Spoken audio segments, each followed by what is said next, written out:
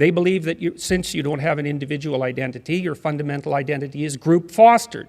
And that means that you're basically an exemplar of your race, hence white privilege, or you're an exemplar of your gender or your sex or your ethnicity, or you're an exemplar of however you can be classified so that you are placed in the position of victim against the oppressor, because that's the game. And it's a post-Marxist sleight of hand, right? The old Marxist notion was that the world was a battleground between the bourgeoisie and the proletariat, and that failed to have any philosophical or ethical standing, that argument, after the working class actually saw its standard of living massively elevated as a consequence of Western corporate democracy, Western free enterprise democracy, and also as a consequence of the revelations of everything terrible that had happened in every bloody country that ever dared to make equity and the Marxist communist dogma part of their fundamental structure, right? And nothing but murderousness and oppression.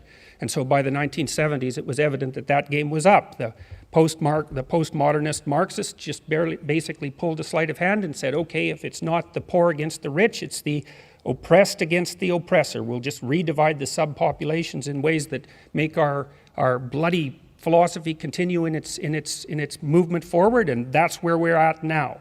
And so for the postmodernists, the world is a Hobbesian battleground of identity groups. They do not communicate with one another because they can't.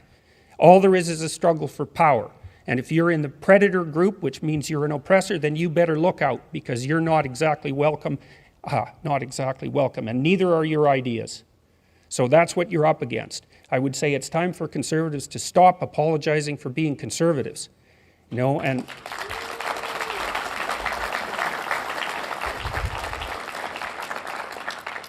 you don't apologize to these people. That's a big mistake. Apology, they read apology as an admission of guilt. You don't apologize and you don't back down.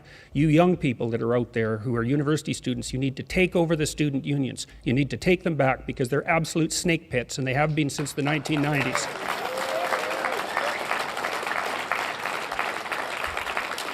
And with regards to the universities, I thought at one point that the best thing to do would be to cut their funding by 25% and let them fight amongst themselves for the remnants, because it would force the universities to decide exactly what's important and what isn't.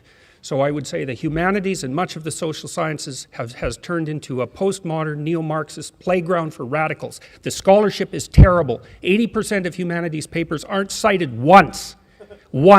And so what that means is that they write papers for each other and they sell them to libraries, and that's how the publishers make their money. And no one reads them, but the publishers can print them because the libraries have to buy them, and they're buying them with your tax money. And so all of you who are sitting here are funding a postmodern, radical, neo-Marxist agenda that has its roots in the university, and your tax money is going towards that. And if you want proof of that, you just go online and look at the websites, especially of disciplines like women's studies, which is pathological right to the core. But it's not just women's studies, it's all the ethnic studies groups.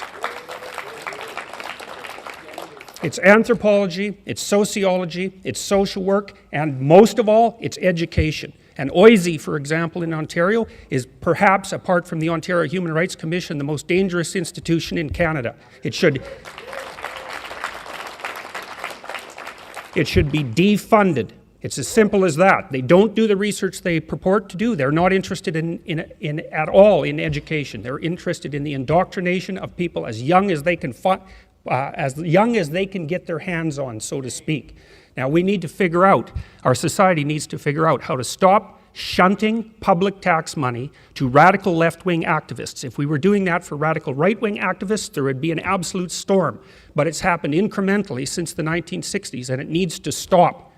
So that's partly what the conservatives, not only conservatives, but also liberals, true liberals in the English sense, are up against. I mean, what's happened also as a consequence of this postmodern neo-Marxist intellectual invasion is that the center keeps moving. It's moved way to the right now. So if you're a classic liberal, you've become a conservative.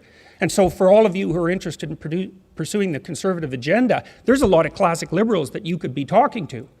And then finally, with regards to talking to young people, you finally have something to sell to them, you know. It's not easy to sell conservatism to young people because they want to change things, and that's not what conservatives want to do. They want to maintain things.